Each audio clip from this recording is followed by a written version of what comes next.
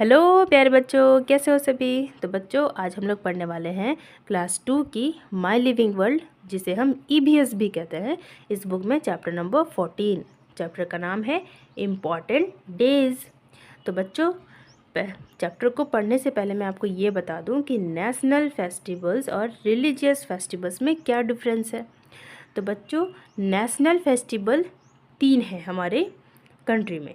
First है independence day, second है Republic day और थर्ड है गांधी जयंती।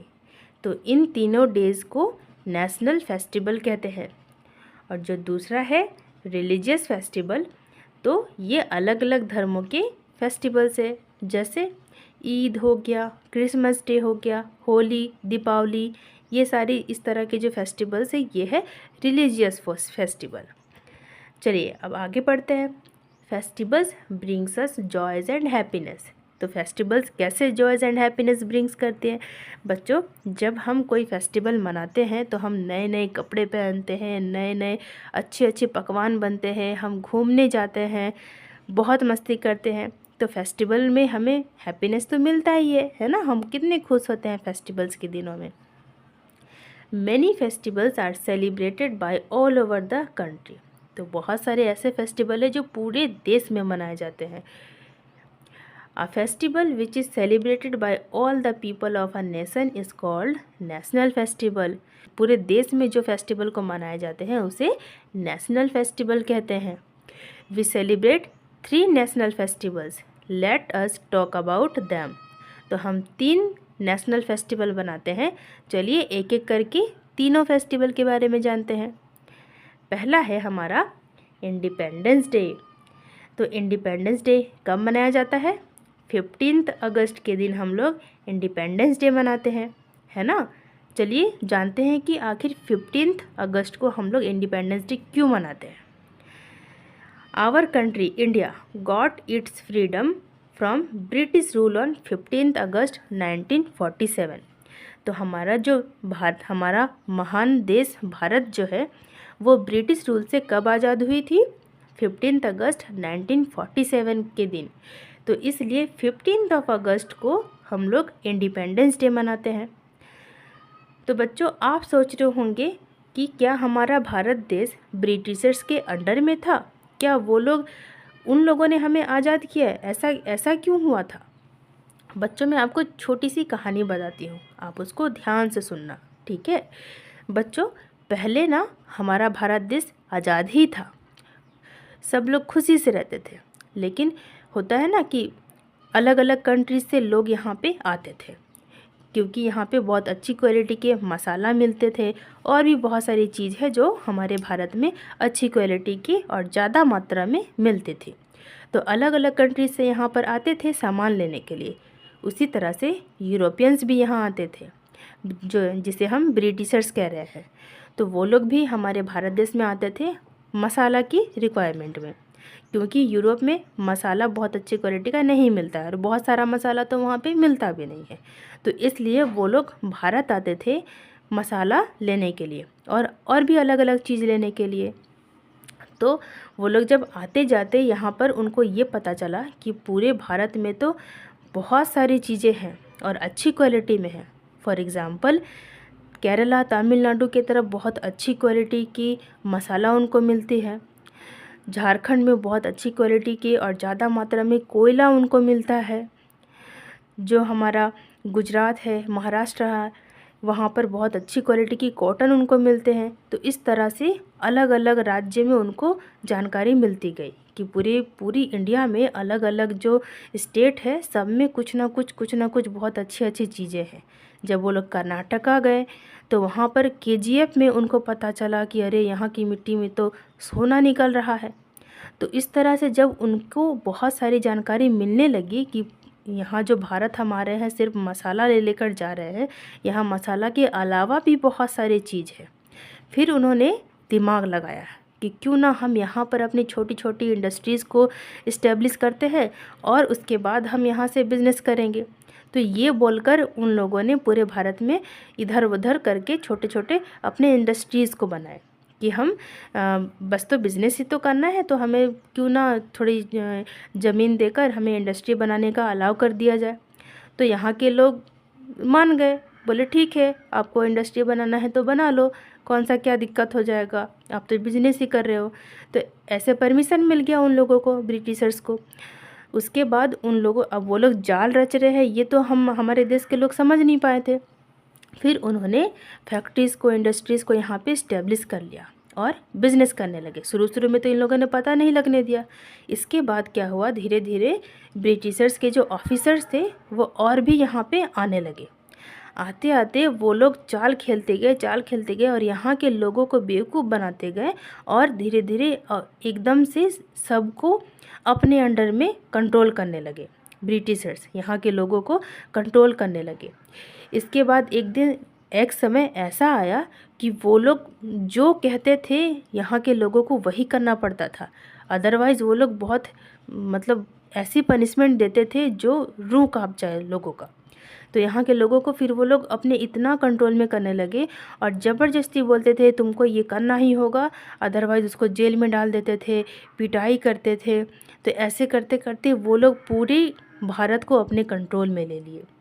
और आपको पता है लगभग 190 वर्ष तक वो लोग हमको, हमारे भारत को एकदम अपने अंडर कंट्रोल में रखने लगे।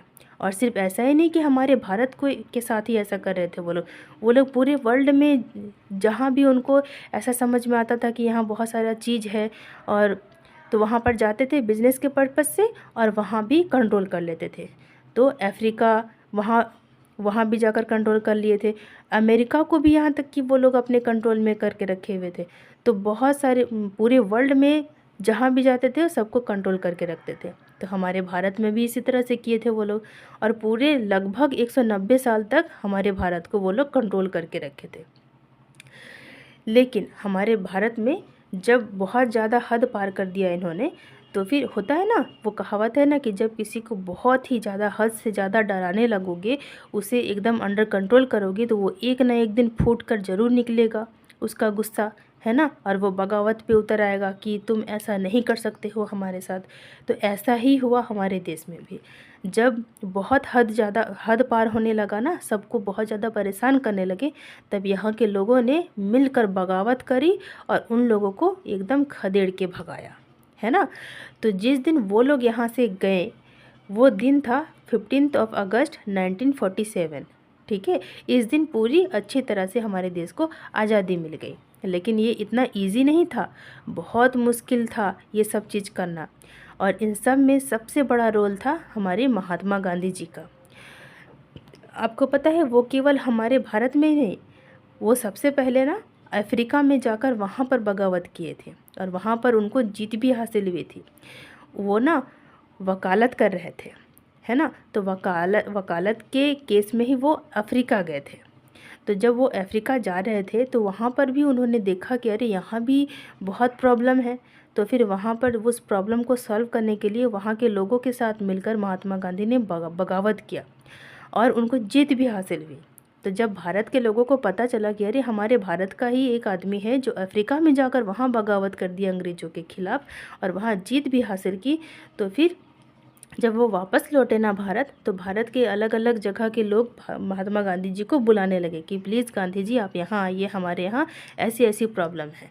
तो फिर महात्मा गांधी उनकी बात सुनते थे, उनके पास जाते थे और जो भी प्रॉब्लम होता था तो उस प्रॉब्लम के क्या सॉल्यूशन हो सकते हैं वो लोगों को बताते थे और उनके साथ डट कर खड़े रहते थे वो भी, और उस प्रॉब्लम का सॉल्यूशन करते थे, अंग्रेज़ों के ख़िलाफ़ लड़ते थे और फिर जीत भी हासिल करते थे। तो ऐसा करते करते महात्मा गांधी की वजह से पूरे भारत में सबको हौसला मिलने लगा अंग्रेज़ों के ख़िलाफ़ लड़ने के लिए, और वो लोग भी सब महात्मा गांधी के साथ मिलकर अब बगावत करने को तैयार हो गए थे। और सिर्फ महात्मा गांधी ही नहीं, इनके अलावा भी और भी कई बड़े बड़े नाम हैं, जैसे वीर सावरकर, भगत सिंह, चंद्रशेखर आज़ाद, जवाहरलाल नेहरू, सुभाष चंद्र बोस, लाला लाजपत राय, बाल गंगाधर तिलक। ये सारे तो बहुत फेमस नाम है। इनके अलावा भी और भी बहुत सारे लोग हैं जिनका इसमें योगदान रहा है, जिनका नाम तक हम नहीं जानते हैं, लेकिन तकरीबन 14,000 ऐसे लोग हैं जिनका नाम दर्ज है, और बहुत सारे ऐसे लोग हैं जिनके बारे में तो जानते भी नहीं हैं, और वो लोग भी शहीद हुए इस लड़ाई में। आपको पता है, तब जाकर ये आज़ादी हमें मिली। और लास्ट में जो ब्रिटिशर्स का एक ऑफिसर था जिसका नाम था लॉर्ड माउंटबेटन, इन्होंने, अब क्या इनको मैं रिस्पेक्ट से नाम लूँ, तो इसने ऐलान किया था कि ठीक है, हम भारत को आज़ाद करेंगे। और फिर क्या हुआ ना, इंडिया और पाकिस्तान को सबसे पहले इन ब्रिटिशर्स ने अलग किया। आपको पता है, पहले पाकिस्तान इंडिया सब एक ही साथ था, वो हमारा ही देश था, पाकिस्तान भी हमारा ही देश था, भारत के साथ ही था। लेकिन जब अंग्रेज़ जाने लगे थे, उससे पहले उसने पाकिस्तान को अलग कर दिया, भारत को अलग कर दिया, और उसके बाद उसने आज़ाद किया भारत को।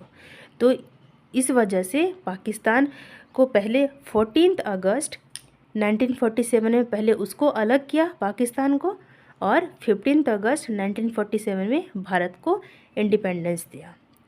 तो इस स्थिति में क्या होता है ना कि 14 अगस्त को पाकिस्तान अपना इंडिपेंडेंस डे मनाता है, और 15 अगस्त को इंडिया अपना इंडिपेंडेंस डे मनाता है।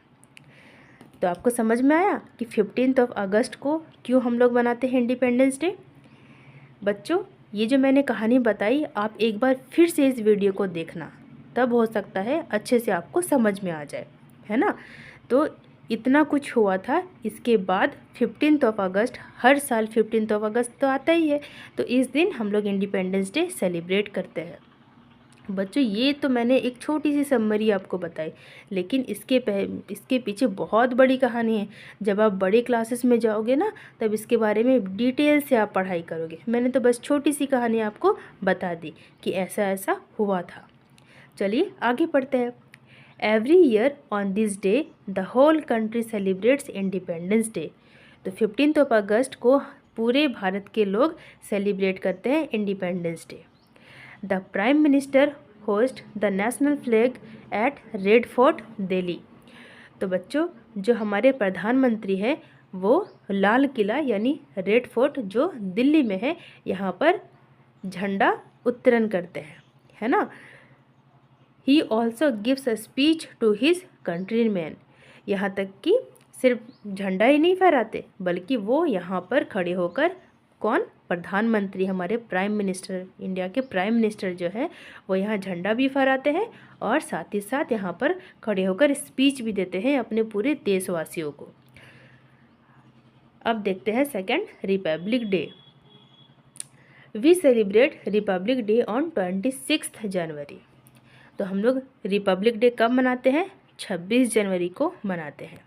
The president of India takes the salute of a grand parade at India Gate in New Delhi. तो न्यू दिल्ली में जो इंडिया गेट है वहाँ पर ग्रैंड परेड होता है, मतलब बहुत ही बड़े मात्रा में, देखो कितने सारे वहाँ पर ऑफिसर्स मौजूद है। ये तो फ़ोटो में थोड़ा सा ही दिख रहा है, आप टीवी में देखना 26 जनवरी के दिन न्यूज़ लगाकर, उस दिन आपको पता चलेगा कितना कुछ होता है इंडिया गेट में। School children, army, air force, navy and folk dancers from different states of India take part in the parade. पता है, इंडिया गेट में जो परेड होता है, ग्रैंड परेड, वहाँ पर स्कूल के जितने बच्चे हैं वो वहाँ पर जाते हैं, आर्मी जो होते हैं वो जाते हैं, एयर फोर्स के ऑफिसर जाते हैं, नेवी के ऑफिसर जाते हैं, और जितने भी फोक डांसर्स हैं, अलग अलग स्टेट के जो डांसर्स हैं, अलग अलग स्टेट में अलग अलग उनकी उसे क्या कहते हैं, कल्चरल डांस होते हैं ना, वो जाकर वहाँ पर परफॉर्म करते हैं ताकि पूरे देश में सब लोग जाने। सपोज़ इंडिया गेट में तमिलनाडु का भी डांसर्स गया है अपना फोक डांस दिखाने के लिए, झारखंड के भी फोक डांसर्स गए हैं, गुजरात के भी फोक डांसर्स गए हैं। तो ऐसे जब एक ही जगह पर सब लोग अपना अपना फोक डांस परफॉर्म करेंगे तो पूरे देश के लोग उसको देखेंगे, जानेंगे, अपने ही देश के अलग अलग राज्य में कैसे कैसे कल्चरल डांस होते हैं वो सब के बारे में जानेंगे, है ना। तो इस दिन सब कुछ वहाँ पर परफॉर्म किया जाता है। अब तीसरा हम लोग पढ़ेंगे गांधी जयंती। बच्चों मैं आपको एक बात कहना चाहूँगी, जिस दिन 26 जनवरी होगा ना, उस दिन आप न्यूज़ लगाकर ज़रूर देखना। आपको बहुत अच्छा भी लगेगा, बहुत मज़ा भी आएगा और साथ ही साथ आपको बहुत सारी इन्फॉर्मेशन भी मिलेगी। चलिए अब गांधी जयंती के बारे में जानते हैं। Mahatma Gandhi is called the father of the nation. बच्चों ये जो फ़ोटो आप देख रहे हैं, बताइए कौन है? महात्मा गांधी। और इनको क्या कहते हैं? Father of the nation. Gandhi ji was born on 2 October 1869।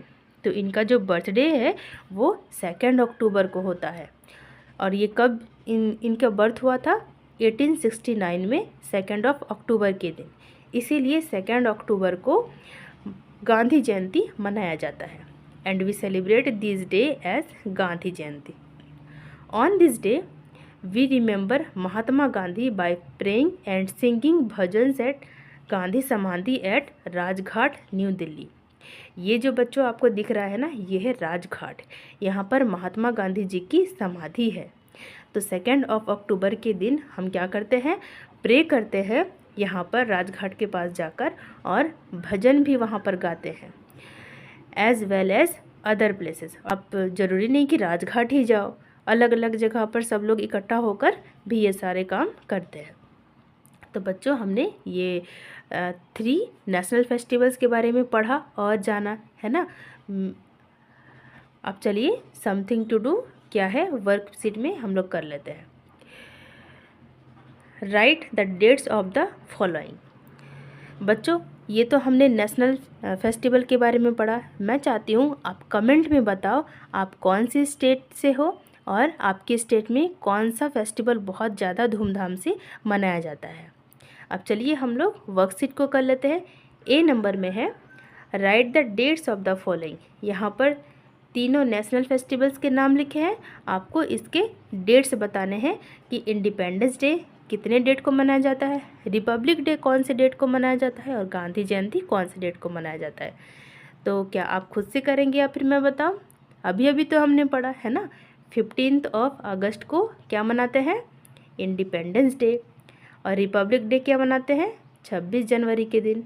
और गांधी जयंती 2 अक्टूबर को मनाते हैं, है ना। चलिए अब आगे बढ़ते हैं। Draw and colour the national flag. ये बच्चों आपको खुद से करना पड़ेगा। यहाँ पर आपको नेशनल फ्लैग बनाना है ना। इसके बाद the colours of our flag. अब यहाँ पर कलर के नेम भी लिखने हैं। यहाँ पर ऑरेंज होगा, यहाँ वाइट होगा, यहाँ ग्रीन होगा। अब ये मुझे बताने की ज़रूरत नहीं, ये तो आप जीनियस हो, आपको खुद ही पता है। तो ये काम आपको खुद से करने हैं। The national flag of our country is known as Tiranga. तो हमारा जो नेशनल फ्लैग है उसे हम क्या कहते हैं? तिरंगा। तिरंगा का मतलब 3 रंगों वाला। हमारे नेशनल फ्लैग में 3 रंग है ना, ऑरेंज, वाइट, ग्रीन, इसीलिए हम इसे तिरंगा कहते हैं। अब यहाँ सी नंबर में देखते हैं नेम देम। आपको नेम बताने हैं। फर्स्ट है the prime minister of India. हमारे प्रधानमंत्री का क्या नाम है वो आपको यहाँ पर लिखना है। मैं बच्चों आपको नहीं बताऊँगी, आप गूगल में पूछना, गूगल को hello Google the prime minister of India, who is the prime minister of India, फिर आपको गूगल बताएगा, फिर आपको यहाँ पर लिखना है, ठीक है। सेकंड में क्या है? The president of India. तो ये भी आपको गूगल बाबा से पूछना है और यहाँ पर लिखना है, ठीक है। बच्चों मैं चाहूँ तो अभी बता सकती हूँ, लेकिन मैं चाहती हूँ कि आप थोड़ा इसमें इन्वॉल्व हो। आप थोड़ी गूगल से जब पूछोगे तो वो आपको बताएगा, फिर हो सकता है आपको कुछ और भी जानकारी देखने को मिला, है ना। तो ऐसा करोगे तो ज़्यादा अच्छा रहेगा, इसलिए मैं चाहती हूँ वो आप खुद से लिखना। चलिए डी नंबर देखते हैं। ट्रू फॉल्स है, जो सही है वहाँ पर ट्रू करना है, जो गलत है स्टेटमेंट वहाँ पर आपको फॉल्स लिखना है। तो फर्स्ट नंबर है Gandhi Jayanti celebrated on 2 February every year. क्या गांधी जयंती 2 फरवरी को मनाया जाता है हर साल? फॉल्स। कब मनाया जाता है बताइए? 2 अक्टूबर। Very good. सेकेंड नंबर में क्या है? 15 August is celebrated as the independence day. क्या 15 अगस्त को इंडिपेंडेंस डे मनाया जाता है? बिल्कुल सही। 3 नंबर में है the president of India unfurls the national flag at Red Fort on 15 August. क्या जो प्रेसिडेंट ऑफ इंडिया है, जो प्रेसिडेंट है, राष्ट्रपति है, वो नेशनल फ्लैग उत्तीर्ण करते हैं 15 अगस्त में? नहीं। कौन करते हैं? प्राइम मिनिस्टर, है ना। तो यहाँ पर होगा फॉल्स। क्या होगा यहाँ पर? फॉल्स, क्योंकि कौन करते हैं? Prime minister of India. 4th number में है the republic day is observed as national holiday. क्या रिपब्लिक डे को नेशनल हॉलीडे रहता है? तो हाँ, इस दिन नेशनल हॉलीडे रहता है। 5 नंबर में है the prime minister is popularly known as the father of nation. क्या प्राइम मिनिस्टर को फादर ऑफ नेशन कहते हैं? नहीं, महात्मा गांधी जी को कहते हैं। तो यहाँ पर फॉल्स होगा। चलिए मैच द फॉलोइंग करते हैं। गांधी जयंती कब मनाते हैं? गांधी जयंती 2 अक्टूबर को मनाते हैं। फोक डांसर्स को किसके साथ मैच करोगे? फोक डांसर्स परेड करते हैं कब? 26 जनवरी में। फ्री इंडिया, इंडिया कब फ्री हुआ? 15 अगस्त 1947 में। राजघाट में क्या होता है? राजघाट में गांधी समाधि है। और तिरंगा, तिरंगा हमारा नेशनल फ्लैग है ना। चलिए ये भी हमारा कंप्लीट हो गया और इस तरह से हमारा चैप्टर हो गया है कंप्लीट। बच्चों आप इस चैप्टर में बहुत सारी चीज़ों को सीखे हैं ना। तो आपको मैंने जो वर्क दिया है वो आप करना। आप अपने स्टेट का नाम लिखना कमेंट बॉक्स में और बताना कि आपके स्टेट में कौन से फेस्टिवल को बहुत धूमधाम से मनाया जाता है। ठीक है बच्चों, अब मैं वीडियो को यहीं पे स्टॉप करती हूँ। अगली वीडियो में मिलते हैं, तब तक के लिए बाय बाय। बच्चों वीडियो अगर पसंद आती है तो आप प्लीज़ लाइक करना, और क्योंकि इससे मुझे मोटिवेशन मिलता है, मुझे अच्छा लगता है आपके लिए वीडियो बनाना, और अपने बेस्ट फ्रेंड को ज़रूर शेयर करना। बाय बाय बच्चों।